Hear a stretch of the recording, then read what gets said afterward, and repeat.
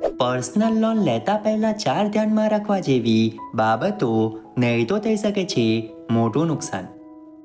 આજના યુગમાં લોકોને પણ ઘણી વખત પૈસાની જરૂર પડે છે. જરૂરિયાતના સમયે લોકો પાસે તેમના ખર્ચાઓને પહોંચી વળવા માટે પૂરતું ભંડોળ હોતું નથી. આવી સ્થિતિમાં લોકોને લોનની જરૂર પણ પડે છે. આ માટે લોકો બેંકો પાસેથી પર્સનલ લોનની પણ મદદ લે છે. જો કે જો તમને વ્યક્તિગત લોનની જરૂર હોય તો તમારે વ્યક્તિગત લોનની અરજી કરતા પહેલા કેટલીક મહત્વપૂર્ણ બાબતો ધ્યાનમાં રાખવી જોઈએ. તો ચાલો જાણીએ આ 4 બાબતો કઈ કઈ છે. પહેલી બાબત છે ક્રેડિટ સ્કોર. જ્યારે તમારો ક્રેડિટ સ્કોર પૂરતો સારો હોય ત્યારે તમને લોન મળે છે. તે જ સમયે જ્યારે અગાઉ લીધેલી લોન સમયસર ચૂકવવામાં આવે ત્યારે ક્રેડિટ સ્કોર સારો રહે છે. આવી સ્થિતિમાં તમારો ક્રેડિટ સ્કોર સારો હોવો જોઈએ. ક્રેડિટ સ્કોર 300 થી 900 ની વચ્ચે હોવો જોઈએ. સામાન્ય રીતે લોકોનો 700 થી વધારેનો ક્રેડિટ સ્કોર વધુ સારો માનવામાં આવે છે. ખરાબ ક્રેડિટ સ્કોર હોવાને કારણે લોન મેળવવામાં મુશ્કેલી ઊભી થાય છે. બીજી બાબત છે નિશ્ચિત આવક.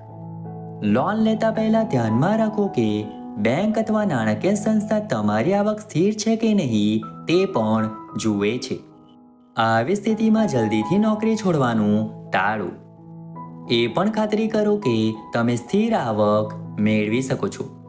જો આવક અસ્થિર હોય તો બેંક લોન આપવાનો ઇનકાર કરી શકે છે. ત્રીજી બાબત છે ખર્ચ. લોન આપનારી સંસ્થા એ પણ નોટિસ કરે છે કે તમારા ખર્ચા શું છે અને તમે પહેલાં કોઈ લોન લીધી છે કે નહીં. આ ઉપરાંત એ પણ જુએ છે કે તમારી આવક કેટલી છે અને ખર્ચા કર્યા પછી તમારી પાસે કેટલી આવક બાકી રહેશે. તેને ધ્યાનમાં રાખીને પર્સનલ લોન મંજૂર કરવામાં આવે છે.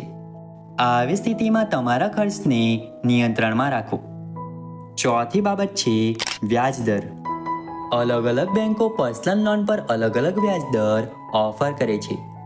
ધ્યાનમાં રાખો કે માત્ર એક જગ્યાએથી જ વ્યાજ દર તપાસો નહીં, પરંતુ વિવિધ બેંકોના વ્યાજ દરો તપાસો અને તેનું મૂલ્યાંકન કર્યા પછી લોન માટે આગળ વધો. જેમ વ્યાજ દર ઓછું હશે તેમ વ્યાજ ઓછું ચૂકવવું પડશે. મિત્રો, જો તમે પણ પર્સનલ લોન લેવા માંગતા હો તો આશા રાખીએ છીએ કે માહિતી તમારા માટે ઉપયોગી સાબિત થશે.